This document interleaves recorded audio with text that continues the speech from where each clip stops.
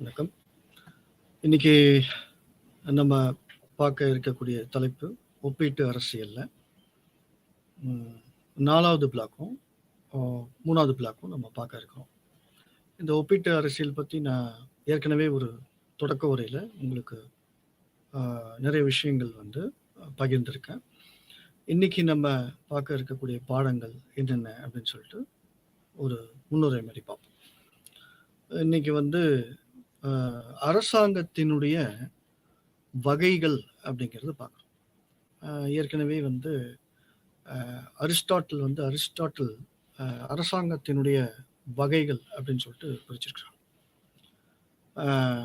ஒரு நபர் அரசாங்கம், குழும அரசாங்கம், அதாவது கொஞ்சம் பேர், ஒரு 5 பேர் 10 பேர் சேர்ந்து அவங்க அரசாங்கம் அல்லது ஆளுவாங்க. செல்வ குடியினர் ஆட்சி அப்படின்னு சொல்லுவாங்க. ஆங்கிலத்தில் அரிஸ்டோக்ரசி அப்படின்னு சொல்லுவாங்க, அல்லது ஆலிகார்கி அப்படின்னு சொல்லுவாங்க. 3வதா பார்த்தீங்க அப்படின்னாக்கா பலர் பங்கு பெறக்கூடிய அரசாங்கம், அதுதான் ஜனநாயகம். இன்றைய காலகட்டத்தில் இருக்கக்கூடிய 194 நாடுகளில் பெருவாரியான நாடுகள் ஜனநாயக அரசாங்க முறையை பின்பற்றி வருகின்றன அப்படின்னு சொல்லிட்டு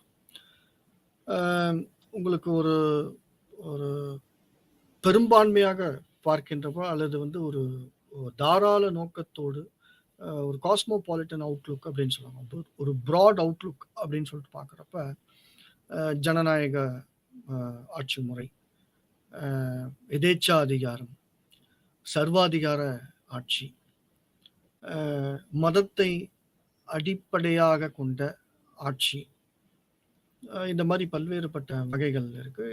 ஈவன் என்ன பார்த்துருக்கோம்னா, ஒப்பீட்டு அரசியலினுடைய தந்தை அப்படின்னு சொல்லிட்டு பார்த்தோம் அப்படின்னாக்கா அரிஸ்டாட்டில் அப்படிங்கிறதையும் பார்த்துருக்கோம். இன்று நாம் பார்க்க இருக்கக்கூடிய தலைப்பு அரசாங்க வகைகள். அது உலகத்துல நம்ம ஏற்கனவே உங்களுக்கு தெரியும், ஒவ்வொரு நாட்டுக்கும் ஒரு அரசாங்கம் இருக்கும் அப்படின்னு சொல்லி. அந்த அரசாங்கத்தை வழிநடத்தி செல்லக்கூடிய விஷயம் எது அப்படின்னு சொல்லிட்டு பார்க்குறப்ப அரசியல் சாசன சட்டம்.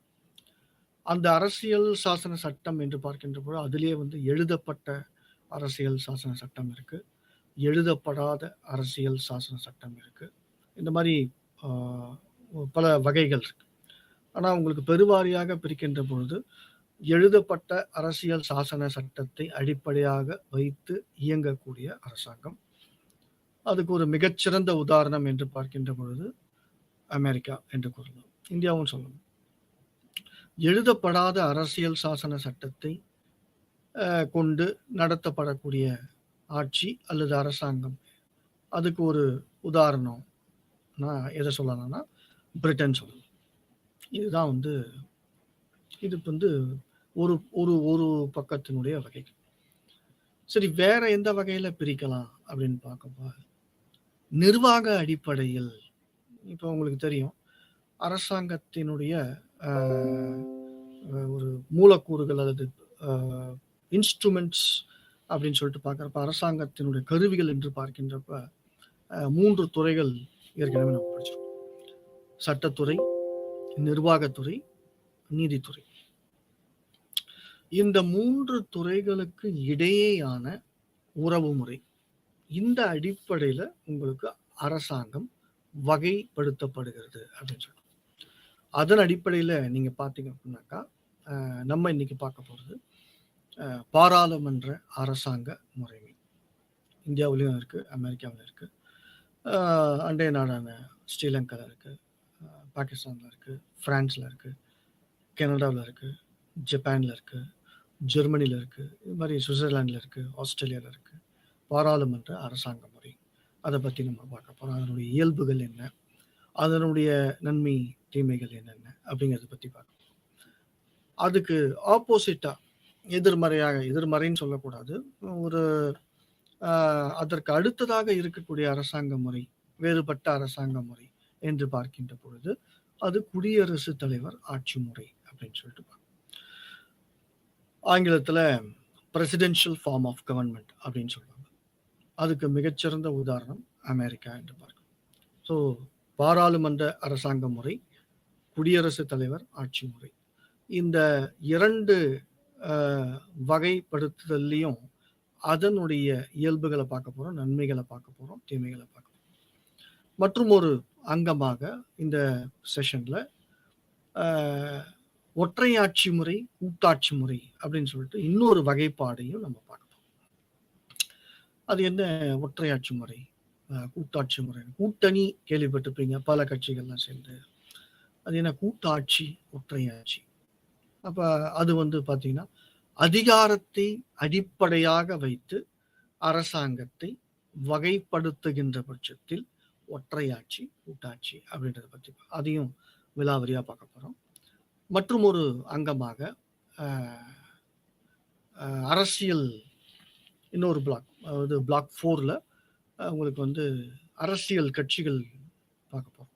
அதனுடைய பண்புகள், அரசியல் கட்சிகளுடைய தேவை, பண்புகள், அதனுடைய செயல்பாடுகள், அதனுடைய முறைமைகள், டைப்ஸ் ஆஃப் பொலிட்டிக்கல் பார்ட்டிஸ் அப்படின்னு சொல்லுவாங்க. அதுக்கப்புறம் அரசியல் கட்சிகளுக்கு அப்புறம் விசை குழுமங்கள், ப்ரெஷர் குரூப்ஸ் அல்லது அழுத்த குழுமங்கள் அப்படின்னு சொல்லிட்டு பார்ப்போம். இப்போ அமெரிக்காவெல்லாம் பார்த்தீங்க அப்படின்னாக்கா இந்தியா சார்பாக ஒரு லாபின்னு சொல்லுவாங்க, LOBBY. இவங்க தான் ப்ரெஷர் குரூப்.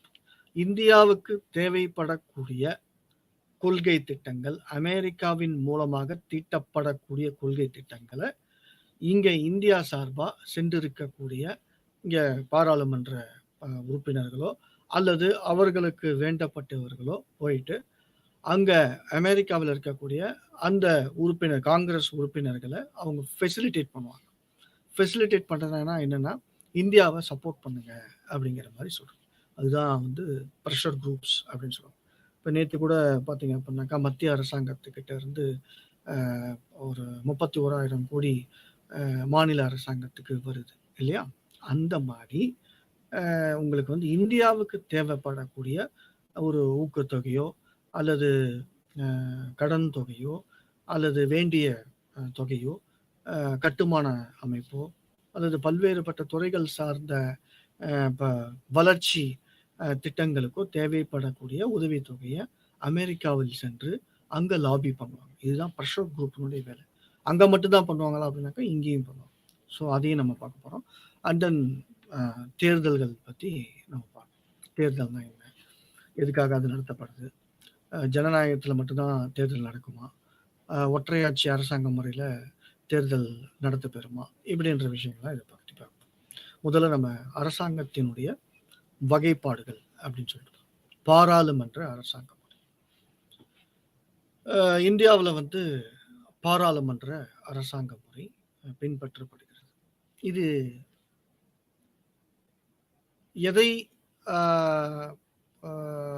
ஃபாலோ பண்ணுது அல்லது பின்பற்றுது, எந்த அரசாங்கத்தினுடைய மாடலை பின்பற்றுது என்று பார்க்கின்ற பொழுது பிரிட்டன். கிட்டத்தட்ட 16வது நூற்றாண்டுல இருந்து 1947 வரை பிரிட்டனுடைய ஆட்சி இங்க இருந்தது.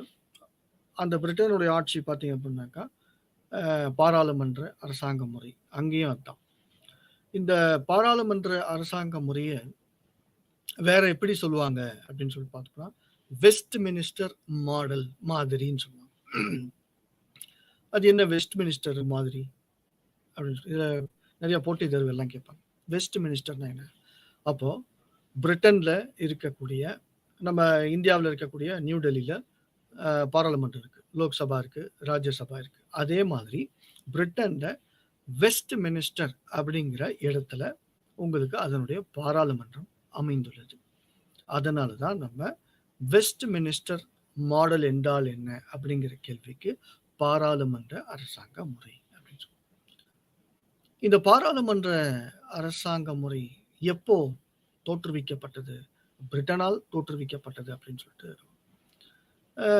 இதற்கு முன்பாக பாராளுமன்றம் அப்படின்னு சொல்லிட்டு உங்களுக்கு தெரியும், மக்களுடைய பிரதிநிதிகள் பாராளுமன்றத்தில் அமர்ந்து மக்களுக்கு தேவைப்படக்கூடிய அந்த செயல் திட்டங்களை தீட்டுவார்கள் அப்படின்னு சொல்லிட்டு மக்கள் பிரதிநிதிகள். இந்த பாராளுமன்ற அரசாங்க முறையை வந்து பிரதிநிதித்துவ அரசாங்க முறை என்றும் கூறுகின்றார்கள், ரெப்ரசன்டேட்டிவ் கவர்மெண்ட் அப்படின்னு சொல்லுவாங்க. ஜனநாயக ஆட்சியில தான் உங்களுக்கு வந்து பார்த்தீங்கன்னா, இந்த பாராளுமன்ற அரசாங்க முறை இருக்கும் அப்படின்னு சொல்லிட்டு. ஜனநாயகம் அல்லாத அரசாங்க முறையில இந்த பாராளுமன்றம் இருக்குமா அப்படின்னாக்கா, இருக்கும். என 2300 வருடங்களுக்கு முன்பாக கிரேக்க நாட்டுல ஜனநாயகம் இருந்தது. அதற்கு உண்டான வரலாற்று சாட்சியங்கள் இருக்கின்றது.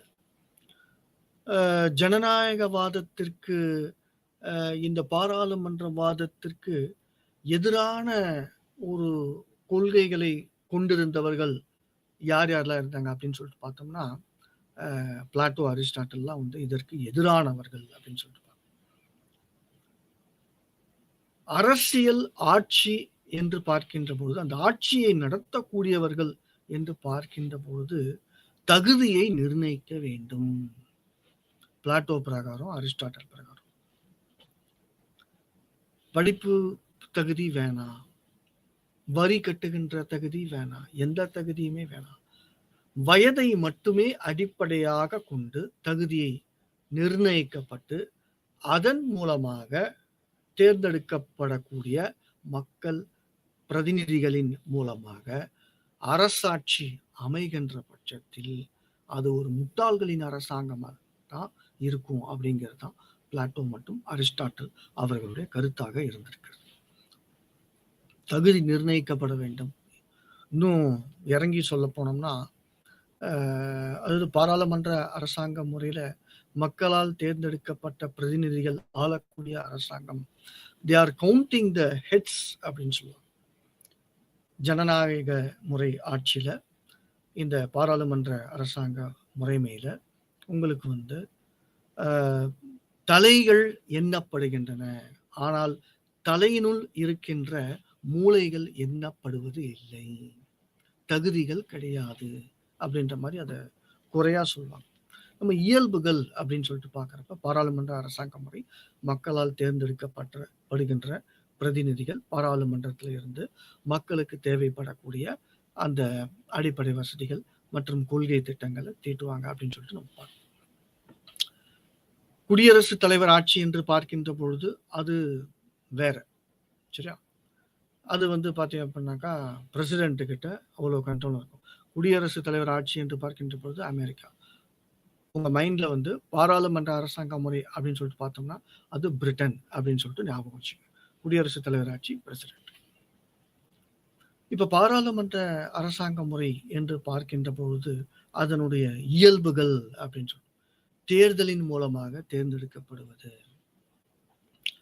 அந்த மாதிரி வந்து பாராளுமன்றத்தில் இருக்கக்கூடிய உறுப்பினர்கள் அனைவருமே தேர்தலின் மூலமாக தேர்ந்தெடுக்கப்பட்டிருக்க வேண்டும் அப்படிங்கிறது ஒரு இயல்பு, சரியா? பாராளுமன்றம். அப்புறம் ஒற்றை குடியுரிமை அப்படிங்கிறது ஒண்ணு இருக்கு. அதுக்கப்புறம் எழுதப்பட்ட அல்லது எழுதப்படாத அரசியல் சட்டம் அப்படிங்கிறது இருக்கு. அப்புறம் வயது வந்தவர்கள் வாக்குரிமையை பெற்றிருக்கின்றார்கள் அப்படிங்கிறது இருக்கு. அது மாதிரி அரசியல் சாசன சட்டத்தினுடைய நெகிழும் தன்மை, நெகிழில்லாத தன்மை அப்படின்னு சொல்லி, இறுகிய தன்மை அப்படின்னு சொல்லி, அந்த மாதிரி இதெல்லாம் வந்து இயல்புகள் என்று பார்க்கின்றோம். ஏன்னா பாராளுமன்றனாலே உங்களுக்கு வந்து மக்களாட்சி அப்படின்னு சொல்லிட்டு பார்க்கணும். அப்போ வந்து உங்களுக்கு குடியரசுத் தலைவர் ஆட்சி வந்து மக்களாட்சின்னு சொல்லக்கூடாதா அப்படின்னு சொல்லி சொல்லலாம், சரியா? சொல்லலாம். அப்ப எதன் அடிப்படையில உங்களுக்கு வந்து குடியரசுத் தலைவர் ஆட்சியும் பாராளுமன்ற அரசியல் ஆட்சியையும் பிரிக்கலாம் அப்படின்னு சொல்லிட்டு பார்க்குறப்ப உங்களுக்கு குடியரசுத் தலைவர் ஆட்சியில குடியரசுத் தலைவர் அதீத அதிகாரத்தை பெற்று காணப்படுகின்றார். அமெரிக்காவில் ஜோ பைடன் அவர் வந்து காங்கிரஸ் சபைக்கு போகணும்னு அவசியம் கிடையாது, சரியா? சட்டம் தீட்டக்கூடிய காங்கிரஸ், அதாவது உங்களுக்கு மக்களவை, அது மாதிரி வந்து மாநிலவை அப்படின்னு சொல்லுவாங்க. அங்க வந்து அமெரிக்காவில் செனட் இருக்கு. கீழவை என்று மக்களவை என்று பார்க்கின்ற பொழுது ஹவுஸ் ஆஃப் ரெப்ரசன்டேட்டிவ்ஸ் அப்படின்னு சொல்லுவாங்க. மக்கள் பிரதிநிதிகள் அவை என்று நம்ம பார்க்கணும். இந்த ரெண்டு அவை. குடியரசுத் தலைவர் ஆட்சியில உங்களுக்கு குடியரசுத் தலைவர் அங்க போக வேண்டாம், அவரு தனி, அவருக்கு தனி அதிகாரம். மக்களுக்கு தேவைப்படக்கூடிய இந்த கொள்கை திட்டங்கள் வந்து காங்கிரஸ்ல, செனட்லயோ அல்லது ஹவுஸ் ஆஃப் ரெப்ரசன்டேட்டிவ்லயோ தீட்டப்படும் அப்படின்னு சொல்லிட்டு. இன்னொரு பக்கம் பார்த்தீங்க அப்படின்னாக்கா, குடியரசுத் தலைவர் ஆட்சி, அதாவது ஜோ பைடன் அமெரிக்கால இருக்காரு. அவருக்கு கீழ இருக்கக்கூடிய மந்திரிகள். அந்த மந்திரிகள் எல்லாருமே வந்து தேர்ந்தெடுக்கப்பட்ட உறுப்பினர்களா என்று பார்க்கிற பொழுது கிடையாது. இதுதான் மேஜரா ஒரு ஒரு பெரும்பான்மையான ஒரு வித்தியாசம் என்ன?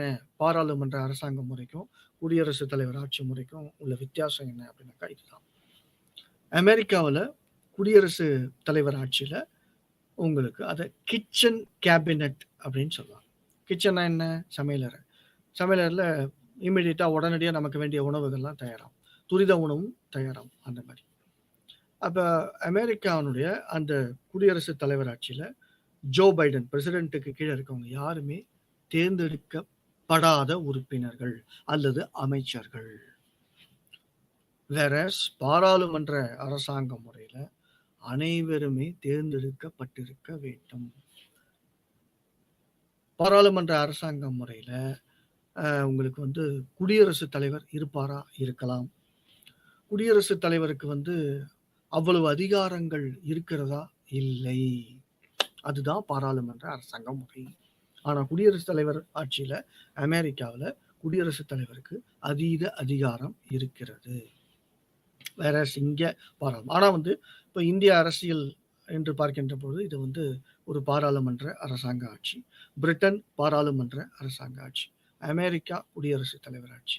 பிரான்ஸ் குடியரசுத் தலைவர் ஆட்சி, அதனோடு பாராளுமன்ற அரசாங்க முறையும் கலந்த ஒரு கலவை அப்படின்னு சொல்லிட்டு பார்க்கலாம்.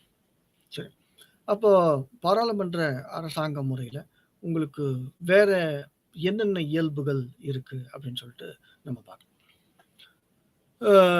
நீதி பரிசீலனை இருக்கா அப்படின்னு சொல்லிட்டு பார்த்தோம்னா இருக்கு. ஆனா பிரிட்டன்ல கிடையாது. அது ஜுடிஷியல் ரிவ்யூ அப்படின்னு சொல்லுவோம். என்ன ஜுடிஷியல் ரிவ்யூ? நீதி பரிசீலனைனா என்ன அப்படின்னு சொல்லிட்டு பார்க்குறப்ப ஜுடிஷியல் ரிவ்யூனா என்ன அப்படின்னு சொல்லிட்டு பார்க்குறப்ப பாராளுமன்றத்தால் இயற்றப்படுகின்ற சட்டம் செல்லாது என்று கூறுவதற்கு நீதித்துறைக்கு அதிகாரம் உண்டு. இதுதான் வந்து ஜுடிஷியல் ரிவ்யூ. இந்த ஜுடிஷியல் ரிவ்யூ அப்படிங்கிற ஒரு அரசியல் சாசன சட்டம் ப்ரொவிஷன் பிரிட்டன்ல இருக்கா அப்படின்னு பார்த்தா பிரிட்டன்ல கிடையாது. ஜனநாயக பாராளுமன்ற அரசாங்க முறை வந்து இந்தியா வந்து பிரிட்டன்ல இருந்து ஃபாலோ பண்ணுது.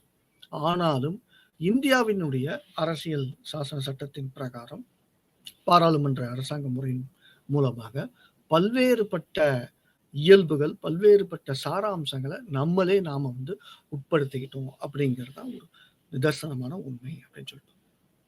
அது மாதிரி ஜுடிஷியல் ஆக்டிவிசம் அப்படிங்கிற ஒரு கான்செப்ட் இருக்கு. இது என்ன அப்படின்னு சொல்லிட்டு பார்த்தோம் அப்படின்னாக்கா, சில தேசம் சார்ந்த, நாடு சார்ந்த முக்கியமான நிகழ்வுகள், முக்கியமான விஷயங்கள், மக்கள் சார்ந்த விஷயங்கள்ல பாராளுமன்றம் வந்து ஒரு சட்டத்தை இயற்றவில்லை எனும் பொழுது அங்க நீதித்துறை தன்னிச்சையாக இந்த மாதிரி இந்த குறிப்பிட்ட விஷயத்துல சட்டத்தை இயற்றுங்கள் என்று பாராளுமன்றத்திற்கு அறிவுரை வழங்குவதற்கு நீதித்துறைக்கு உரிமை உண்டு. இதுதான் ஜுடிஷியல் ஆக்டிவிசம். சரியா? Judicial activism. அதாவது நீதித்துறை வந்து தன்னிச்சையாக ஒரு குறிப்பிட்ட மக்கள் சார்ந்த சட்டத்தை இயற்றுங்க, இந்த சட்டத்தை நீங்க இயற்றுங்க, இது ரொம்ப முக்கியம் அப்படின்னு சொல்லிட்டு பாராளுமன்றத்துக்கு சொல்றோம். இதுதான் வித்தியாசம். இது அமெரிக்காவில் இருக்கா?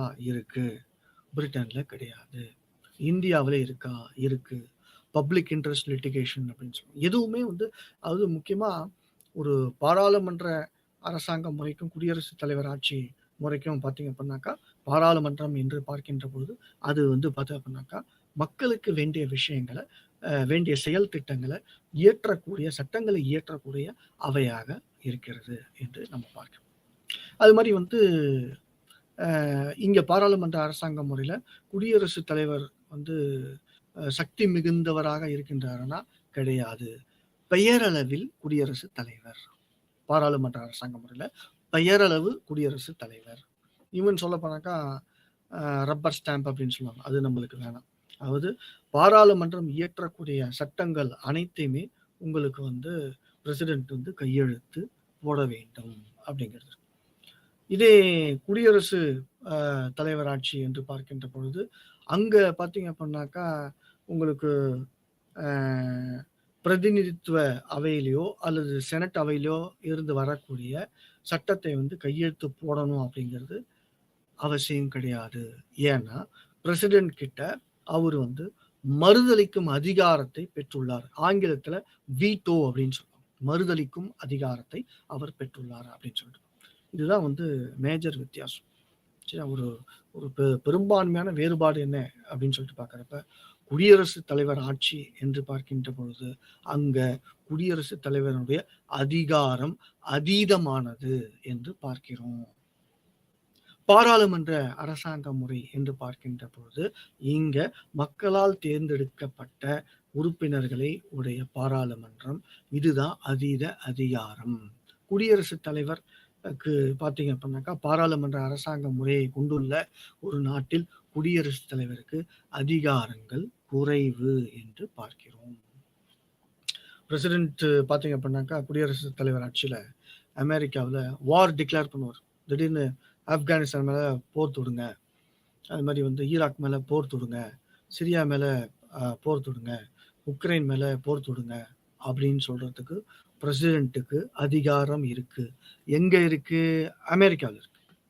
அதே சமயத்துல இங்க வந்து பாராளுமன்ற அரசாங்க முறையில பிரிட்டன்லயோ அல்லது இந்தியாவிலயோ அந்த மாதிரி வந்து பெயரளவில் இருக்கக்கூடிய குடியரசுத் தலைவருக்கு அதிகாரம் இருக்கிறதா என்று பார்க்கின்ற பொழுது இல்லை. தன்னிச்சையாக செயல்பட முடியாது. பாராளுமன்ற உறுப்பினர்கள் கேபினெட், முக்கியமா கேபினெட் அமைச்சர், கேபினெட்டை யாரு வந்து தலைமை தாங்குறாங்க? பிரதம அமைச்சர். அப்ப பிரதம அமைச்சர் மற்றும் அவருடைய கேபினெட் என்ன சொல்றாங்களோ அதற்கு குடியரசுத் தலைவர் கையெழுத்திட வேண்டும். ஆனா இந்திய அரசியல் சாசன சட்டத்தின் பிரகாரம் பாத்தீங்கன்னா நியமிக்கும் அதிகாரங்கள் என்று பார்க்கிற பொழுது அது பிரைம் மினிஸ்டருக்கு கிடையாது. குடியரசுத் தலைவருக்கு தான் நியமிக்கும் அதிகாரம். டிஎன்பிஎஸ்சி இருந்தாலும் சரி, யூபிஎஸ்சி சேர்மனா இருந்தாலும் சரி, ஹைகோர்ட் ஜட்ஜஸ் சரி, சுப்ரீம் கோர்ட்டினுடைய நீதிபதிகள் ஆகட்டும், தணிக்கை அதிகாரி ஆகட்டும், எலெக்ஷன் கமிஷனுடைய தேர்தல் கமிஷனுடைய தலைவராக ஆகட்டும், அல்லது சீஃப் விஜிலன்ஸ் கமிஷன் ஆகட்டும், அதனுடைய தலைவராகட்டும், இந்தியா முழுக்க இருக்கக்கூடிய பல்வேறுபட்ட மாநிலங்களுடைய கவர்னர் ஆகட்டும், எல்லாத்தையும் நியமிக்கும் அதிகாரம் யாரிடம் உள்ளது என்று பார்க்கிற பொழுது அது குடியரசுத் தலைவரிடம் உள்ளது. இந்திய அரசியல் சாசன சட்டத்துல அது குறிப்பிடப்பட்டிருக்கு. அதே சமயத்துல அதுக்கு கீழே என்ன போட்டிருக்கு? இந்திய அரசியல் சாசன சட்டத்துல ஆர்டிகல் 75 ஐ திங்க், அதுக்கு கீழே என்ன போட்டிருக்குன்னா, ஹவ்வவர் ஆனாலும் நியமிக்கும் அதிகாரம் குடியரசுத் தலைவரிடம் இருக்கிறது. ஆனாலும் அவர் பிரதம அமைச்சரிடம் அதற்குண்டான சிபாரிசுகளையும் ரெக்கமெண்டேஷன்ஸையும் அவர் என்ன சொல்றாங்களோ அந்த விஷயங்களை அவர் கேட்கணும் அப்படிங்கிறதும் இந்திய அரசியல் சாசன சட்டத்தில் இருக்கு. இந்த மாதிரி ஒவ்வொரு நாட்டினுடைய அரசியல் சாசன சட்டத்திலையும் உங்களுக்கு பிரிட்டன்ல பாத்தீங்கன்னா உங்களுக்கு வந்து அமெரிக்காவில் எழுதப்பட்ட அரசியல் சாசன சட்டம், பிரிட்டன்ல எழுதப்படாத அரசியல் சாசன சட்டம் பாராளுமன்ற அரசாங்க முறையில இருக்குது.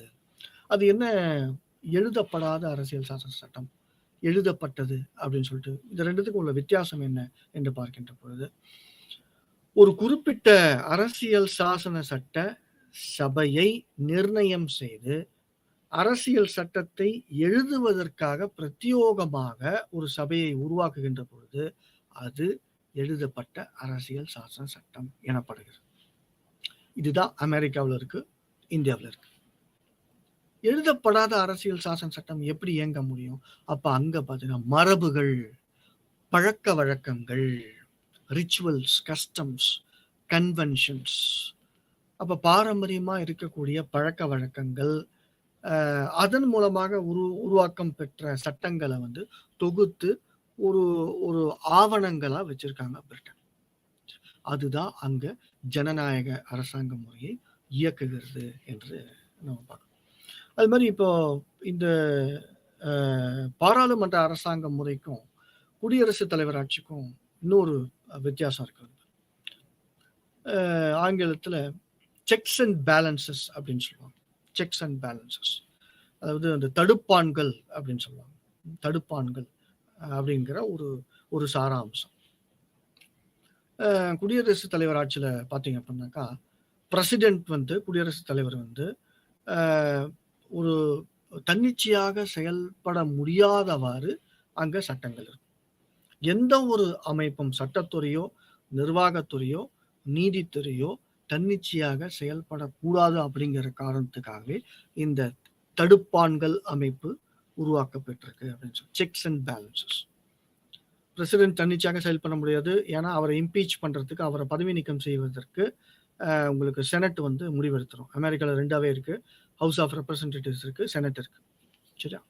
அந்த மாதிரி உங்களுக்கு வந்து இப்போ ஹவுஸ் ஆஃப் ரெப்ரசன்டேட்டிவ்ஸ், மக்கள் பிரதிநிதிகள் அவை மற்றும் செனட், இது பார்த்தீங்க அப்படின்னாக்கா உருவாக்குகின்ற சட்டங்கள், காங்கிரஸ்ல உருவாக்கப்படக்கூடிய சட்டங்கள் பிரசிடென்ட் எல்லாத்துக்குமே கையெழுத்து போடணும் அப்படின்னு சொல்லிட்டு அவசியம் கிடையாது.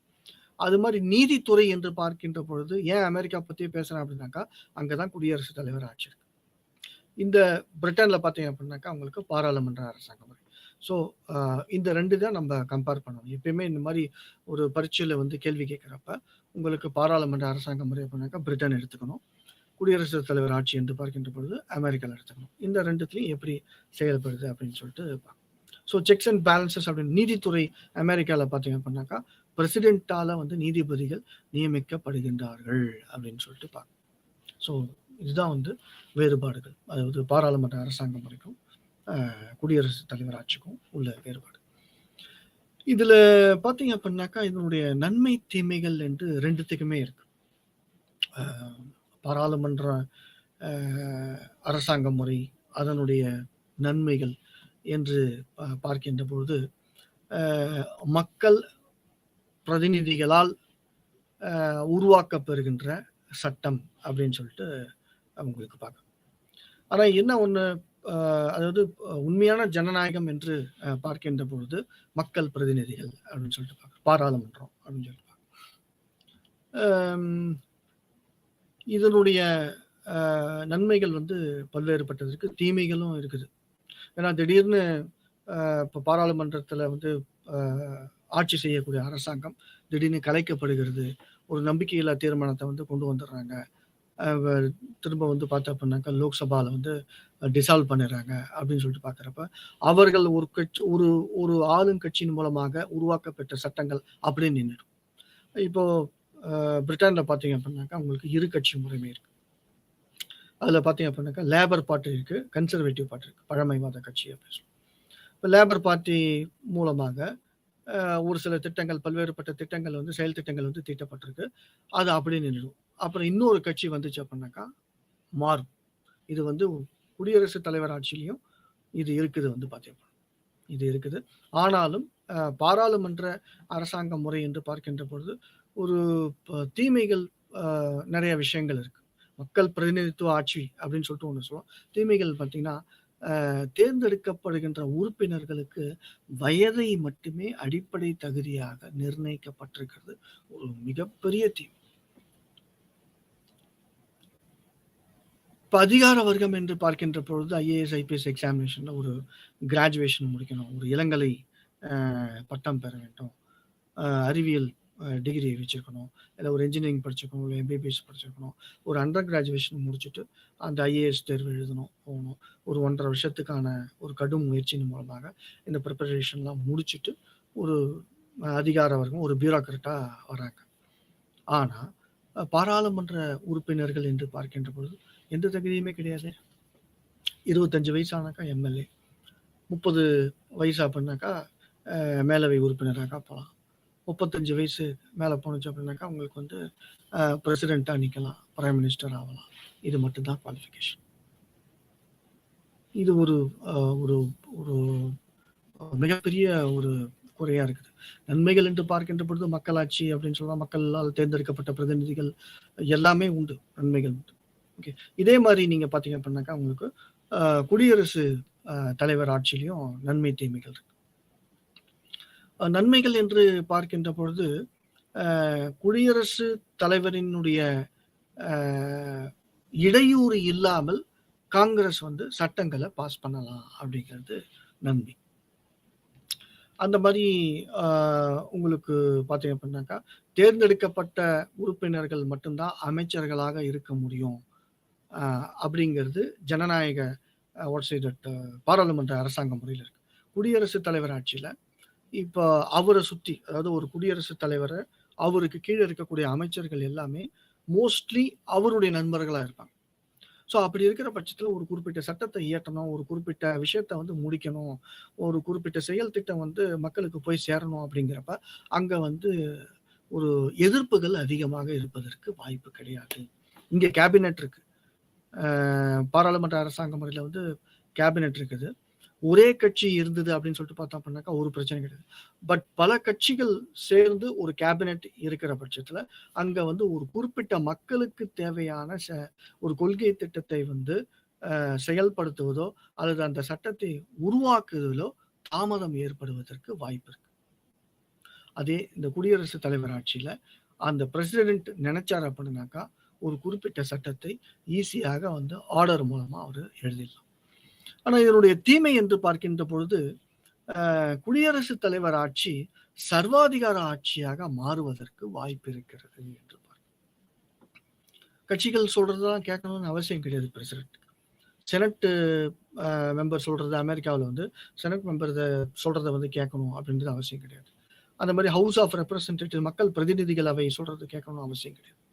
அப்ப பிரசிடென்ட் பாத்தீங்க அப்படின்னாக்கா தன்னிச்சையாக செயல்படுவதற்கு உரிமை இருக்கிறது. தனக்கு ஒரு விஷயம் ஆகணும் அப்படின்னாக்கா அதை சட்டமாக மாற்றுவதற்கு முயற்சி செய்து அதை கொள்கை திட்டமாக அயல்நாட்டு கொள்கையா இருந்தாலும் சரி அல்லது உள்நாட்டு கொள்கையா இருந்தாலும் சரி அதை இம்ப்ளிமெண்ட் பண்றதுக்கும் பிரசிடென்ட்டுக்கு அதிகாரம் இருக்கு. அது வந்து அந்த அதிகாரத்தை வந்து துஷ்பிரயோகம் செய்வதற்கும் வியட்நாம் போர் 1960களில் பார்த்தீங்க, வியட்நாம் அப்படிங்கிற ஒரு நாட்டையே வந்து இல்லாம பண்றது அப்படிங்கிற லெவலுக்கு போயிட்டாங்க. ஐ திங்க் ஆண்ட்ரூ ரூஸ்வெல்ட்ல வந்து பார்த்தீங்கன்னா ஆண்ட்ரூ ரூஸ்வெல்ட் ஒரு ஒரு பிரசிடென்ட், ஒரு குடியரசுத் தலைவர். அப்போ அவருடைய கொள்கை எப்படி இருந்தது என்று பார்க்கின்ற பொழுது அமெரிக்கா வந்து உலக நாடுகளிடையே ஒரு தலைவராக இருக்க வேண்டும் அப்படிங்கிற மாதிரி ஒரு கொள்கையை கொண்டு வந்தார் ஆண்ட்ரூ ஜாக்சன், ஒரு பிரசிடென்ட். அப்போ வந்து ஒரு குளோபல் போலீஸ்மேனா இருக்கணும். நம்ம வந்து எல்லா நாட்டையும் தாண்டி நம்ம வந்து பொருளாதார வளம் பெற்று விளங்குகிறோம், இராணுவத்திலையும் பெரிய வளர்ச்சி பெற்றிருக்கிறோம். அதனால நம்மளுடைய அயல்நாட்டு கொள்கை எப்படி இருக்கணும் அப்படின்னு சொல்லிட்டு பார்த்தோம்னா எல்லா நாட்டுகள்லையும் நாடுகளும் அமெரிக்காவினுடைய கட்டுக்குள்ள இருக்கிற மாதிரி நம்ம வச்சுக்கணும். ஒரு உலக முறைமையை வந்து அந்த உலக முறைமை இன்டர்நேஷனல் சிஸ்டம் அப்படின்னு சொல்லுவோம். அந்த உலக முறைமைக்கு ஒரு ஒட்டுமொத்த சர்வாதிகார தலைவராக அமெரிக்கா இருக்க வேண்டும் அப்படிங்கிறது ஒரு பிரசிடென்ட்டுடைய ஒரு கொள்கையா இருந்தது. ஏன் ரீசெண்டா ஜார்ஜ் புஷ் ஜூனியர் புஷ் ட்ரம்ப்பை கூட பார்த்தீங்க அப்படின்னாக்கா America only for Americans, first அமெரிக்கர்களுக்கு நீங்க முக்கியத்துவம் கொடுங்க. நிறைய பேர் இந்தியாவிலிருந்து சென்றிருக்கக்கூடிய வேலை செஞ்சு பணி நிமித்தமாக சென்றிருக்கக்கூடிய நிறைய பேர் லட்சோப லட்சம் மக்கள் வந்து வந்துட்டாங்க. இதுக்குதான் வந்து இன ரீதியான பாகுபாடு, வேறுபாடு, இன ஆதிக்க உணர்வு ஹிட்லர் பண்ணார். 1930களில் ஹிட்லர் பண்ணார். 1920களில் முசோலினி இட்டாலியில பண்ணார். ஸோ அந்த மாதிரி குடியரசு தலைவர் ஆட்சி ஒரு சர்வாதிகார ஆட்சியாக மாறுவதற்கு வாய்ப்பு இருக்கிறது என்று இதுதான் வந்து ஒரு பாராளுமன்ற அரசாங்க முறைமை, குடியரசுத் தலைவர் ஆட்சி முறைமை, அரசாங்க முறைமை, இது ரெண்டுத்துக்கும் உள்ள இயல்புகள் மற்றும் வேறுபாடுகளை, நன்மை தீமைகளை நம்ம பார்த்தோம். அடுத்த வகைப்பாடு நம்ம அரிஸ்டாட்டில் வந்து அரசாங்கத்தினுடைய வகைப்பாடுகள் செய்திருக்கிறார் என்று பார்த்திருக்கின்றோம். பிளாட்டோவும் செஞ்சிருக்கிறாரு வகைப்பாடு, அரசாங்கத்தை வந்து வகைப்படுத்தி உள்ளார். பொலிபியஸ் என்ற அரசியல் ஞானி வகைப்படுத்தியுள்ளார். சிசரோ என்ற அரசியல் ஞானி வகைப்படுத்தியுள்ளார். மேக்கியவெல்லி என்ற அரசியல் ஞானி வகைப்படுத்தியுள்ளார். ஹாப்ஸ் என்ற அரசியல் சிந்தனையாளர் வகைமைப்படுத்தியுள்ளார். அதாவது அரசாங்கத்தினுடைய வகைகளை வந்து ஏற்படுத்தியிருக்காங்க அப்படின்றத நம்ம பார்த்தோம். ஆனா எல்லாத்துக்குமே பார்த்தீங்க அப்படின்னாக்கா அரிஸ்டாட்டிலுடைய அந்த அரசாங்க வகைப்பாடு தான் வந்து ஒரு தலையாய வகைப்பாடா அல்லது ஒரு முன்மாதிரியான வகைப்பாடா இருக்கு அப்படிங்கிறத பார்க்கணும். ஒரு நபர் ஆட்சி, மன்னர் ஆட்சி, செல்வ குடியினர் ஆட்சி, சிலர் பங்கு பெறக்கூடிய ஆட்சி, பல மக்கள் பங்கு பெறக்கூடிய ஆட்சி, ஜனநாயக ஆட்சி. இந்த 3 வகைப்பாடுகளை மட்டும் நீங்க ஞாபகம் வச்சுக்கணும். ஸோ அடுத்த கட்டமா நம்ம பார்க்குறப்ப இப்போ நம்ம ஜனநாயக பாராளுமன்ற அரசாங்க ஆட்சி பார்த்தோம், குடியரசுத் தலைவர் ஆட்சி. அடுத்த வகைப்பாடு என்று பார்க்கின்ற பொழுது ஒற்றை ஆட்சி கூட்டாட்சி அப்படின்னு சொல்லிட்டு இன்னொரு வகைப்பாடு இருக்கு. ஒற்றை ஆட்சி என்றால் என்ன, கூட்டாட்சி என்றால் என்ன? எந்த ஒரு நாட்டுல மத்திய அரசாங்கம், சென்ட்ரல் கவர்மெண்ட் சொல்றோம் இல்லையா, சென்ட்ரல் கவர்மெண்ட் இருக்கு, ஸ்டேட் கவர்மெண்ட் இருக்கு, மாநில அரசாங்கம்.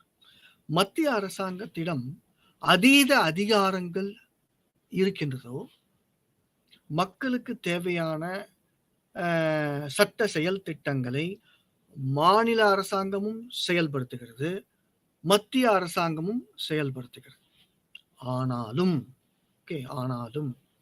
மத்திய அரசாங்கம் மாநில அரசாங்கத்தை விட அதிகாரங்கள் அதிகமாக பெற்றிருக்கும் பட்சத்தில் அது ஒற்றையாட்சி எனப்படுகிறது.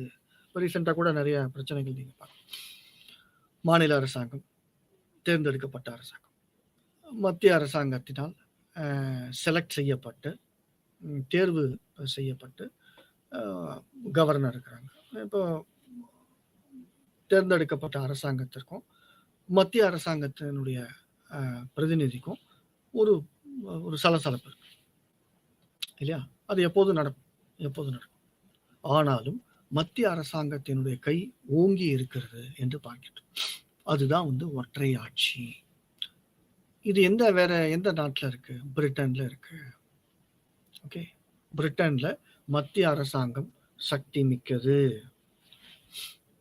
மாகாணங்களை விட பிரிட்டன்ல மொத்தம் 4 இடம் இருக்கு. ஸ்காட்லாந்து, இங்கிலாந்து, நார்தர்ன் அயர்லாந்து, தென் வேல்ஸ். மொத்தம் 4 இடம். இந்தியாவில் 29 ஸ்டேட் இருக்கு இல்லையா, அதே மாதிரி பிரிட்டன்ல 4 மாகாணங்கள். அதில் கூட ஸ்காட்லாந்து வந்து தனியாக பிரிஞ்சு போகணுமா அப்படின்னு சொல்லிட்டு ரீசெண்டாக ஒரு வாக்கெடுப்பு நடத்தினாங்க. அதில் வந்து இல்லை, பிரிட்டனில் தான் இருக்க விரும்புகிறோம் அப்படின்னு சொல்லிட்டு இருந்தாங்க. ஸோ அந்த பிரிட்டன், ஸோ அந்த மாதிரி பிரிட்டனில் உங்களுக்கு மத்திய அரசாங்கம் பவர்ஃபுல்.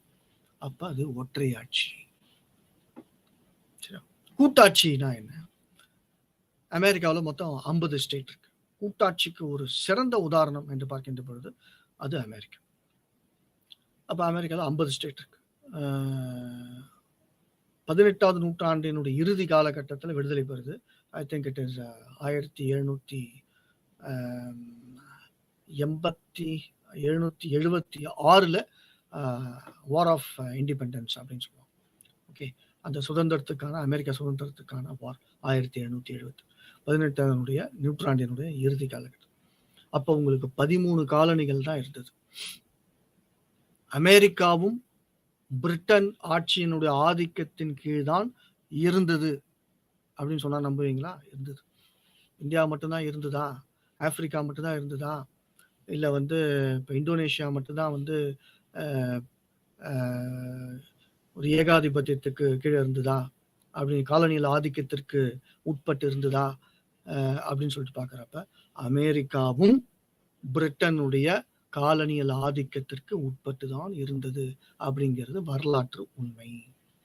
சரியா? அவங்களும் ஃபைட் பண்ணி தான் சுதந்திரம் வாங்கினாங்க. No taxation without representation. பிரதிநிதித்துவம் இல்லாமல் நாங்கள் வரிகளை அளிக்க மாட்டோம். இங்க வந்தே மாதரம் ஜிந்தாபாத் அப்படின்லாம் சொன்னோம் இல்லையா, அந்த மாதிரி. பிரான்ஸ்ல பார்த்தீங்க அப்படின்னாக்கா ஒரு சுதந்திர முழக்கமாக சுதந்திரம், சமத்துவம், சகோதரத்துவம் அப்படின்னு சொல்லிட்டு அந்த மாதிரி. ஓகே, ஸோ அப்போ அந்த பிரிட்டனுடைய ஆட்சியில இருந்த அமெரிக்கா உங்களுக்கு வந்து ஒரு அதிகார ஆட்சியில இருந்ததுனால என்ன பண்ணாங்கன்னா, மத்திய அரசாங்கத்துக்கு, அதாவது ஃபெடரல் கவர்மெண்ட் அப்படின்னு சொல்லுவாங்க, எவ்வளோ பவர்ஸ் இருக்கோ, அதிகாரங்கள் இருக்கோ, அதையே மாநிலத்துக்கும் ஈக்குவலா கொடுங்க. சரியா? ஷேரிங் ஆஃப் பவர்ஸ் அப்படின்னு சொல்லுவாங்க.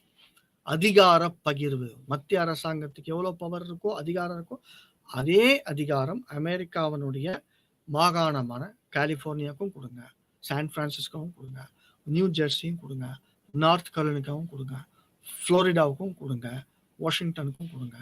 அதே மாதிரி இதுதான் கூட்டாட்சி முறை. யுனைடெட் ஸ்டேட்ஸ் ஆஃப் அமெரிக்கா அப்படின்னு சொல்லுவோம், union of India, okay, USSR, union soviet socialist republic. அந்த நாட்டினுடைய அரசியல் சாசன சட்டத்திலேயே என்ன இருக்கு, ரஷ்யாவுன்னு முன்னால் 1991க்கு முன்னால் அதுல என்ன இருந்திருக்குன்னா, எந்த மாநிலம் வேண்டும் என்றாலும் எந்த நேரத்திலும் பிரிந்து செல்லலாம் அப்படின்னு சொல்லிட்டு அந்த ரஷ்ய சட்டத்துல அது இருந்திருக்கு. அதனால சுத்தமா சுக்குநூறா உடைஞ்சு போச்சு. இந்தியாவினுடைய எந்த மாநிலமாக இருந்தாலும் அப்படி பிரிய முடியுமா அப்படின்னாக்கா பிரிய முடியாது. ஒற்றையாட்சி, unitary in spirit, federal in form அப்படின்னு. இந்திய அரசியல் சாசன சட்டத்துல ஃபெடரல் அப்படிங்கிற ஒரு வார்த்தை, கூட்டாட்சி அப்படிங்கிற வார்த்தை இந்திய அரசியல் சாசன சட்டத்துல கிடையாது. ஆனாலும் இவ்வளோ ஒரு பன்முகத்தன்மை இருக்கு இந்தியாவில். கர்நாடகா, கேரளா, மிசோரம், அருணாச்சல் பிரதேஷ், நாகாலாந்து, குஜராத், ஜம்மு அண்ட் காஷ்மீர், அந்த மாதிரி மும்பை, கோவா, இவ்வளோ ஒரு பன்முகத்தன்மை இருக்கு. இதுல நீங்க ஒவ்வொரு மாகாணத்துக்கும் ஒவ்வொரு மாநிலத்துக்கும் மத்திய அரசாங்கம் என்ஜாய் பண்ணக்கூடிய அதிகாரங்கள் மாநிலத்துக்கும் நீங்க கொடுத்தீங்கன்னா இந்தியா அப்படிங்கிற ஒரு நாட்டையே நீங்க பார்க்க முடியாது அப்படிங்கிறது ஒரு சட்ட நிபுணர்களுடைய ஒரு கூற்றாக இருந்தது. தப்பு கிடையாது. இன்னைக்கு இந்தியாங்கிறது ஒரு 7வது இடத்துல ஒரு பெரிய எல்லை பரப்பை 194 நாடு இருக்கு. 194 நாடுல இந்தியா ஒரு 7வது இடத்துல நிலப்பரப்பு, இவ்வளவு பெரிய நிலப்பரப்பை கொண்டு இருக்கு அப்படின்னாக்கா சல்யூட்டேஷன்ஸ் டு சர்தார் வல்லபாய் பட்டேல். அவங்க இல்லை அப்படின்னாக்கா நேரம் ஒன்று தனியா பிரிஞ்சிருக்கும். கேட்டாங்க, காலிஸ்தான் கேட்டாங்க, பாகிஸ்தான் மாதிரி காலிஸ்தான் அப்படின்னு சொல்லிட்டு பஞ்சாப்ல கேட்டாங்க. திராவிட நாடு கேட்கப்பட்டது. உத்தரப்பிரதேஷ்ல ஒரு குறிப்பிட்ட முதலமைச்சர் பார்த்தீங்கன்னா 4ஆ உடைங்க அப்படின்னு சொன்னாங்க. உத்தரப்பிரதேசத்திலேயே கிடையாது. எல்லாத்தையும் உடைச்சு எத்தனை ஸ்டேட்டை தான் போறது, தனித்தனியா பிரிஞ்சிருக்கும். நல்ல வேலையா இன்னைக்கு அந்த ஒற்றையாட்சி இருப்பதின் மூலமாக மட்டுமே இந்தியா ஒரு பெரிய நாடா இருக்கு. தீமைகளும் இருக்கு. லார்ட் ஆக்டன் சொல்லுவார், power tends to corrupt, absolute power tends to corrupt absolutely அப்படின்னு சொல்லுவாங்க. அதாவது ஒரு குறிப்பிட்ட அரசாங்கத்துக்கிட்ட கண்ட்ரோலே இல்லை, ஒரு கட்டுப்பாடே இல்லாத ஒரு அரசாங்கமா இருக்கு அப்படின்னாக்கா அங்க ஊழல் கண்டிப்பாக இருக்கும். ஒட்டுமொத்த அதிகாரம் எல்லாமே ஒரு அரசாங்கத்துக்கிட்ட இருக்கு அப்படின்றப்ப ஊழல் இருக்கும், கண்டிப்பாக இருக்கும். அங்கங்கேயும் ஒரு தடுப்பான்கள் இருக்கு. இப்ப குடியரசுத் தலைவராட்சி அமெரிக்கால இருக்கு, பிரசிடென்ட் தனிச்சா செயல்பட முடியாது, செக்ஸ் அண்ட் பேலன்சஸ் சொன்னா இல்லையா, காங்கிரஸ் தனியா செயல்பட முடியாது, நீதித்துறை தனியா செயல்பட முடியாது. அப்ப செக்ஸ் அண்ட் பேலன்சஸ் அது தேவை. ஸோ கூட்டாட்சி முறை என்று பார்க்கின்ற பொழுது அது சிறந்த உதாரணம் பார்த்தீங்க அப்படின்னாக்கா அமெரிக்கா அப்படின்னு சொல்லி. இதே ஒற்றையாட்சி முறையில் பார்த்தீங்க அப்படின்னாக்கா இப்போ இந்தியாவில் எடுத்துங்களேன். இந்தியாவில் இப்போ ஒற்றையாட்சி முறை அப்படின்னு நம்ம சொல்லலாம், பாதி சொல்லலாம். அதாவது மாநிலத்துக்கும் அதிகாரம் இருக்கு. இதில் பார்த்தீங்க அப்படின்னா கிட்டத்தட்ட உங்களுக்கு சென்ட்ரல் பவர், மத்திய அரசாங்கத்தினுடைய துறைகள், மாநில அரசாங்கத்தினுடைய சட்டத்தை ஏற்படுத்தக்கூடிய துறைகள், அப்புறம் கன்கரண்ட் லிஸ்ட், அது எஞ்சிய அதிகாரங்கள் அப்படின்னு சொல்லிட்டு இருக்குது. இதுல பாத்தீங்க அப்படின்னாக்கா உங்களுக்கு 97 துறைகள் இருக்கு மத்திய அரசாங்கம் ஏற்றணும் அப்படின்னு சொல்லி. அது மாதிரி உங்களுக்கு 67 பாத்தீங்க அப்படின்னாக்கா மாநில அரசாங்கம் இயற்றக்கூடிய துறைகள் அப்படின்னு சொல்லிட்டு. எஞ்சிய அதிகாரங்கள் என்று பார்க்கின்ற பொழுது 47 அப்படின்னு சொல்லிட்டு இருக்கு. இந்த எஞ்சிய அதிகாரங்கள்ல மத்திய அரசாங்கமும் சட்டத்தை இயற்றலாம், மாநில அரசாங்கமும் சட்டத்தை இயற்றலாம், கன்கரண்ட் லிஸ்ட் ஆங்கிலத்தில். ஆனால் அதுல இந்திய அரசியல் சாசன சட்டத்துல ஒன்று சொல்லுது, அதுதான் அந்த ஒற்றையாட்சி முறைமையை பறைசாற்றப்படுகிறது என்று நாம் கூறலாம். ஆனால் இந்த எஞ்சிய அதிகாரத்துல துறைகள் இருக்கக்கூடிய அந்த துறைகள்ல சட்டத்தை தீட்டுகின்ற பொழுது மாநில அரசாங்கத்துக்கும் மத்திய அரசாங்கத்துக்கும் ஒரு சர்ச்சை ஏற்படுது, ஒரு பிரச்சனை ஏற்படுது அப்படின்னாக்கா அந்த இடத்துல மத்திய அரசாங்கத்தினுடைய சட்டம் தான் செல்லும். இதுதான் ஒற்றையாட்சி முறை. சரியா? மத்திய அரசாங்கம் என்ஜாய் பண்ணக்கூடிய அதே அதிகாரம் மாநில அரசாங்கத்துக்கு இருக்கு அப்படின்னு சொன்னா அதுதான் வந்து கூட்டாட்சி முறை என்று நம்ம பார்க்கணும். ஓகே, இதுதான் வந்து பார்த்தீங்க அப்படின்னாக்கா உங்களுக்கு ரெண்டுத்துக்கும் உள்ள டிஃப்ரென்ஸ். அதிகாரத்தை அடிப்படையாக வைத்து வகைப்படுத்தக்கூடிய ஒற்றையாட்சி முறை, கூட்டாட்சி முறை அப்படின்னு சொல்லிட்டு பார்க்கணும். மேலும் கூட்டாட்சி முறையினுடைய நன்மைகள் என்று பார்க்கின்ற பொழுது உங்களுக்கு ஒரு ஒரு பிரிவினையில ஒரு ஒரு டிஸ்கிரிமினேஷன் அப்படிங்கிறது ஒன்று இருக்காது. கலிபோர்னியாவில் இருக்கக்கூடிய மக்கள் என்ன என்ஜாய் பண்றாங்க, நியூ ஜெர்சியில் இருக்கக்கூடிய மக்கள் என்ன என்ஜாய் பண்றாங்க, சவுத் கரோலினால இருக்கக்கூடிய மக்கள் என்ன என்ஜாய் பண்றாங்க, அதே அதிகாரங்கள் தான் எல்லா மாநிலத்திலையும் இருக்கு. ஒரு மத்திய அரசாங்கம் வந்து ஒரு அதீத அதிகாரத்தோடு செயல்பட முடியாத ஒரு தன்மை அங்க இருக்கு அப்படிங்கிறத நம்ம அதாவது ஈவன் இன்னும் இறங்கி நம்ம பார்த்தோம்னா ஆய்வு செய்து பார்க்கின்ற பொழுது அமெரிக்காவில் இருக்கக்கூடிய ஒவ்வொரு அமெரிக்கனும் அவர்கள் அனுபவிக்கக்கூடிய சுதந்திரம் என்பது வேற எந்த நாட்டிலையுமே உலகத்துல இருக்கக்கூடிய மக்கள் அந்த சுதந்திரத்தை அனுபவிப்பது இல்லை அப்படிங்கிறது நிதர்சனமான உண்மை. அதனாலதான் உங்களுக்கு அமெரிக்காவில் பார்த்தீங்கன்னா ஸ்டாச்சு ஆஃப் லிபர்ட்டி அப்படின்னு சொல்லிட்டு அந்த சுதந்திர தேவியினுடைய உருவ சிலை இருக்கும். அமெரிக்கானாலே அதுதான் ஃபர்ஸ்ட் காட்டுவாங்க. நிறைய சினிமா படங்கள்ல கூட காட்டுவாங்க. அதுக்கு என்ன அப்படின்னாக்கா ஒவ்வொரு அமெரிக்கனும் சுதந்திரத்தை அனுபவிக்க வேண்டும்.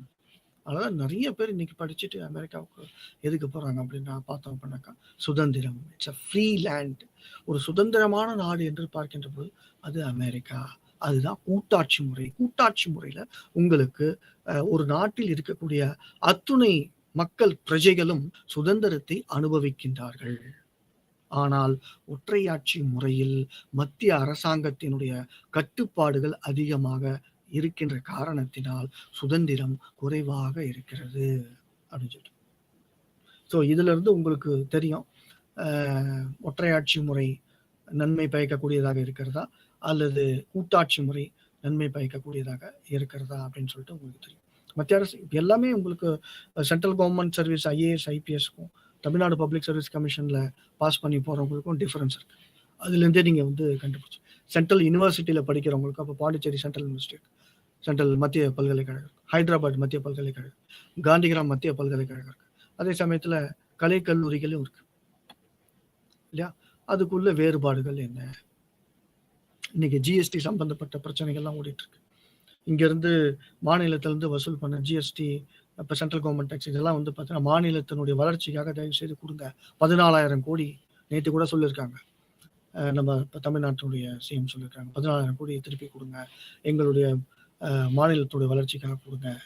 ஆனாலும் வந்து பார்த்தீங்க அப்படின்னாக்கா ஒரு கட்டுப்பாடு என்று பார்க்கின்ற பொழுது மத்திய அரசாங்கத்திட்ட அந்த லகான்னு சொல்லுவாங்க, மாநில அரசாங்கத்தை கண்ட்ரோல் பண்ணக்கூடிய அந்த லகான் என்று பார்க்கின்ற போது அது மத்திய அரசாங்கத்துக்கிட்ட இருக்கு. அதுதான் ஒற்றையாட்சி. சரியா? மாநில அரசாங்கத்தினுடைய சுதந்திரம் பறிபோகிறது. ஆனாலும் மத்திய அரசாங்கத்துக்கிட்ட அதிகாரம் ஏன் வந்து இந்த அரசியல் சாசன சட்ட ஃபவுண்டிங் ஃபாதர்ஸ் வந்து எதுக்கு கொடுத்துருக்காங்க அப்படின்னாக்கா இந்தியா அப்படிங்கிற ஒரு ஒரு ஒரு ஒரு பன்முகை தன்மை கொண்ட ஒரு நாடு வந்து பிரிஞ்சிடக்கூடாது அப்படிங்கிற ஒரே காரணத்தினால்தான் அந்த மத்திய அரசாங்கத்துக்கிட்ட அதிக அதிகாரம் கொடுத்துருக்காங்க அப்படிங்கிறது. நெக்ஸ்ட் பிளாக் 4 அப்படின்னு சொல்லிட்டு நம்ம பார்க்குறோம். இதில் பார்த்தீங்க அப்படின்னாக்கா அரசியல் கட்சிகள் அப்படின்னு சொல்லிட்டு பார்த்தோம்னா மக்களுக்கும் அரசாங்கத்திற்கும் ஒரு பாலமாக செயல்படுவது தான் அரசியல் கட்சிகள் என்று பார்க்கணும். அப்போ அவங்களுடைய ரோல் என்ன, அவங்களுடைய பங்கு என்ன அப்படின்னு சொல்லிட்டு பார்க்குறப்ப உங்களுக்கு தெரியும். உங்களுக்கு இப்போ தேசிய கட்சிகள் என்று பார்க்கின்ற பொழுது பிஜேபி இருக்கு, காங்கிரஸ் இருக்கு, கம்யூனிஸ்ட் கட்சி இருக்கு, திரிணாமுல் காங்கிரஸ் கட்சி இருக்கு. அந்த மாதிரி உங்களுக்கு தேசிய கட்சிகள் இருக்கு. மாநில கட்சிகள் திராவிட முன்னேற்ற கட்சி இருக்கு, ஆந்திராவில் தெலுங்கு தேசம் கட்சி இருக்கு, அஸ்ஸாம் கன பரிஷத் அப்படின்னு சொல்லிட்டு இருக்கு, நேஷனல் கான்ஃபரன்ஸ் இருக்கு. இந்த மாதிரி ஒரு ஸ்டேட்லயும் கட்சிகள் அப்படின்னு சொல்லி உங்களுக்கு கட்சிகள் ஒரு நாட்டில் வந்து பார்த்தீங்க அப்படின்னாக்கா கட்சிகளுடைய வகைப்பாடுகள் என்ன அப்படின்னு சொல்லிட்டு. இது வந்து ஒரு கட்சி முறைமை இருக்கு, இரு கட்சி முறைமை இருக்கு, பல கட்சி முறைமை அப்படின்னு சொல்லிட்டு. அது என்ன ஒரு கட்சி முறைமை? ஒரு கட்சி முறைமைனா ஒன்லி ஒரு பார்ட்டி தான் இருக்கும். ஒரு நாட்டுல ஒரு பார்ட்டி தான். கம்யூனிஸ்ட் நாடுகள் ரஷ்யா, சைனா இந்த மாதிரி நாடுகள் பார்த்தீங்கன்னா ஒரு கட்சி தான் இருக்கும். கம்யூனிஸ்ட் கட்சி மட்டும். இரு கட்சி முறைமை என்றால் என்ன அப்படின்னு சொல்லிட்டு பார்க்கணும். நல்லா கவனிச்சுக்கணும். கட்சிகள் அப்படின்னாக்கா அதுல வந்து அந்த ஒரு குறிப்பிட்ட கட்சியில உறுப்பினர்களா மக்கள் சேர்றாங்க. ஒரு கொள்கை சார்பா ஒரு ஈர்ப்பு கொடுறாங்க, அல்லது தலைவர் சார்பா ஈர்ப்பு கொடுறாங்க, அல்லது அரசியலில் பங்கு பெற வேண்டும் அப்படிங்கிற ஈடுபாடோட அவங்க வந்து கட்சியில வந்து சேர்றாங்க. இப்போ இந்த இரு கட்சி முறைமை என்று பார்க்கின்ற பொழுது எந்தெந்த நாட்டில் இருக்கு? அமெரிக்காவில் இருக்கு, பிரிட்டன்ல இருக்கு. நான் கூட சில சமயம் சிந்திக்கிறது உண்டு. இந்த இரு கட்சி முறைமை, அதாவது இந்தியாவில் 2 கட்சியா இருக்கும். 2 கட்சி இருந்தது அப்படின்னு சொல்லிட்டு பார்த்தோம்னா, நிறைய கட்சிகள் இருப்பதனால தான் உங்களுக்கு மக்களுக்கு வந்து ஓட்டுகள்லாம் பிரியுது. மக்கள் வந்து மேலும் குழப்பவாதிகளாக மாறுவதற்கு வாய்ப்பு இருக்கு. 2 கட்சி இப்ப அமெரிக்கால பார்த்தீங்கன்னா, ஜனநாயக கட்சி, குடியரசு கட்சி. அங்க பிரிட்டன்ல பார்த்தீங்க அப்படின்னாக்கா, லேபர் பார்ட்டி, கன்சர்வேட்டிவ் பார்ட்டி அப்படின்னு சொல்லுவாங்க. 2 கட்சி தான். ஒண்ணு இதுக்கு ஓட்டு போடு, இல்ல அதுக்கு இரு கட்சி முறைமை. பிரான்ஸ், இந்தியா, பாகிஸ்தான், ஸ்ரீலங்கா இந்த மாதிரி பல்வேறுபட்ட நாடுகள், ஆஸ்திரேலியா, கனடா, ஜெர்மனி இந்த மாதிரி போன்ற நாடுகள்ல வந்து பல கட்சி முறைமை அப்படின்னு சொல்லிட்டு. இந்த பல கட்சி முறைமை இருக்கக்கூடிய நாடுகள்லாம் நீங்க பார்த்தீங்கன்னா, எந்த ஒரு சட்ட திட்டமும் இம்மீடியட்டா டக்குன்னு வந்து உங்களுக்கு வந்து பாஸ் பண்ண முடியாது. ஒரு குறிப்பிட்ட சட்டத்தை வந்து நிறைவேற்றணும் அப்படின்னு சொல்லிட்டு பார்த்தோம் அப்படின்னாக்கா, அது ரொம்ப கடினமா இருக்கும். பல கட்சி முறைமைகள் இருக்கக்கூடிய நாடுகள் எல்லாமே தாமதமா இருக்கும். அது மாதிரி பல கட்சிகள் எப்படி இப்ப இந்தியாவில் கட்சிகள் எப்படி தோன்றுகிறது என்று பார்க்கின்ற பொழுது, ஜாதி அடிப்படையில் நிறைய கட்சிகள், ஏகப்பட்ட கட்சிகள். ஒரு சினிமா படத்துல கூட சொல்லுவாங்க, நாகப்பதனி நாகப்பதனி அப்படின்னு சொல்லி. அந்த மாதிரி உங்களுக்கு வந்து அது வந்து ஒரு ஒரு கேன்சர் குரோத் மாதிரி நிறைய கட்சிகள் உருவாக உருவாக உருவாக ஒவ்வொரு கட்சிக்கும் ஒரு கூட்டம் உருவாகிட்டே இருக்கும். அப்ப என்ன ஆகும் அப்படின்னாக்கா, ஒரு பெரும்பான்மை வாக்குரிமை பெற்ற ஒரு கட்சி என்று எந்த கட்சியுமே அரசாங்கத்தை வந்து அமைக்க முடியாம ஒரு துரதிர்ஷ்டமான ஒரு சூழ்நிலை ஏற்படும்.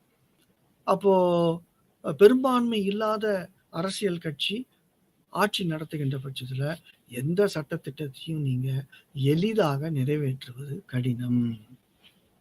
சீக்கிரமா நீங்க வந்து பாஸ் பண்ண முடியும். இதனாலதான் வந்து இரு கட்சி முறைமை. இப்போ ஒரு கட்சி முறைமை பார்த்திருக்கோம்.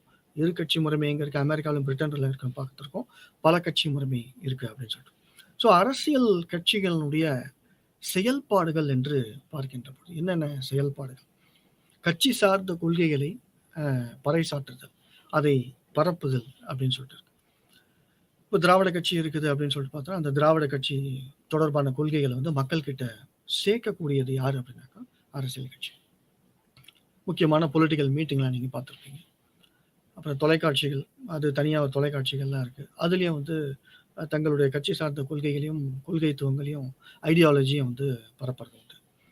அப்போ அந்த குறிப்பிட்ட கட்சி தான் வந்து தங்களுடைய கொள்கைகளை வந்து பரப்பி அதன் மூலமாக வாக்குரிமை பெற்று ஒரு ஆட்சி அமைக்குது, ஒரு அரசாங்கம் அமைக்குது. எந்த கட்சி வந்து பெரும்பான்மையாக வெற்றி பெறுதோ தேர்தலில் நடத்தப்படக்கூடிய தேர்தலில் அது வந்து வெற்றி பெறுது. அப்போ கட்சிகள் வந்து முக்கியமான பணிகளை ஆற்றுகிறது.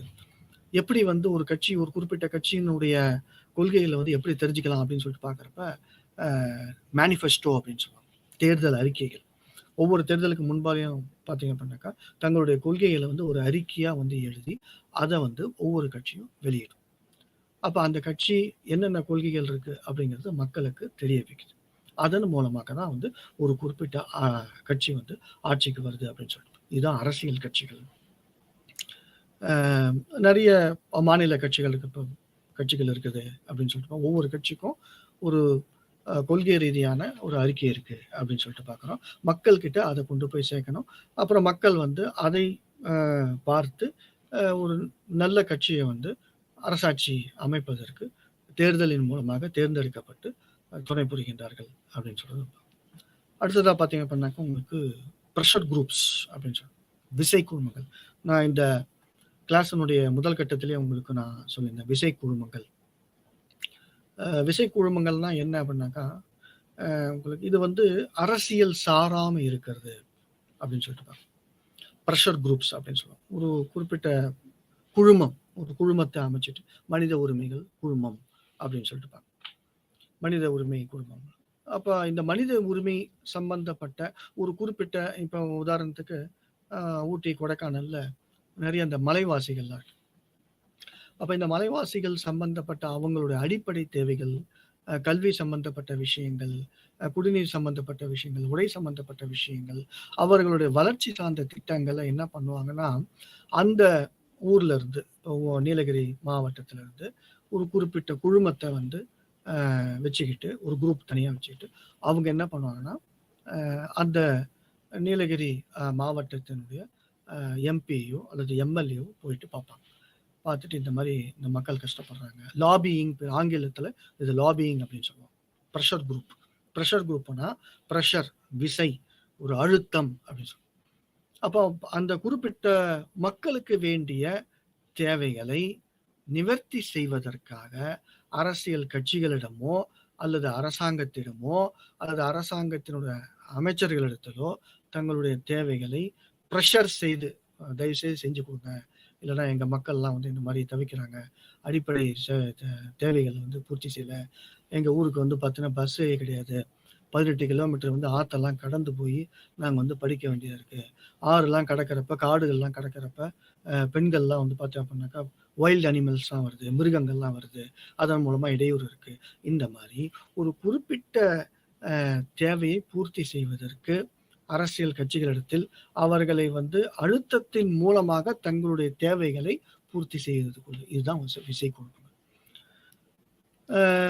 இது வந்து ஒரு குறிப்பிட்ட ஊர் சம்பந்தப்பட்ட குழுமங்கள் இருக்கும், மாநிலம் சம்பந்தப்பட்ட குழுமங்கள் இருக்கும், தேசம் சம்பந்தப்பட்ட குழுமங்களும் இருக்கும். நான் ஏற்கனவே சொல்லியிருந்தேன், ரஷ்யா கிட்ட இருந்து ஒரு உதவி வேணும், சைனா கிட்ட இருந்து ஒரு உதவி வேணும், பிரான்ஸ் கிட்ட இருந்து ஒரு உதவி வேணும் அப்படின்னு சொல்லிட்டு பார்த்தோம்னா இந்தியா சார்பா ஒரு ப்ரெஷர் குரூப் இருக்கும். பிஸ்னஸ் குரூப்லாம் இருக்கு இல்லையா, அப்போ அம்பானி, அதானி, லக்ஷ்மண் மிட்டல் இவங்களாம் இருக்காங்கல்ல, இந்த மாதிரி ஒரு ப்ரெஷர் குரூப் வந்து என்ன பண்ணுவாங்கன்னா, பிரான்ஸ் நாட்டிலேருந்து ஒரு குறிப்பிட்ட கொலாபரேஷன் தேவைப்படுது, ஒரு கார் கம்பெனி இங்கே வரவழைச்சு அதன் மூலமாக ஒரு 1000 பேருக்கு வேலை கொடுக்கணும், தொழில் வளர்ச்சியை வந்து நம்ம வந்து மேம்படுத்தணும் அப்படின்றப்ப இங்கே இருக்கிற ஒரு பிஸ்னஸ் குரூப், ஒரு ப்ரெஷர் குரூப் மாதிரி ஃபார்ம் பண்ணிட்டு பிரான்ஸுக்கு போய் அங்கே இருந்து தங்கி இருந்து அந்த பிரான்ஸ் நாட்டினுடைய வர்த்தக அமைச்சர்கிட்ட லாபி பண்ணுவாங்க, ஒரு அழுத்தம் கொடுப்பாங்க.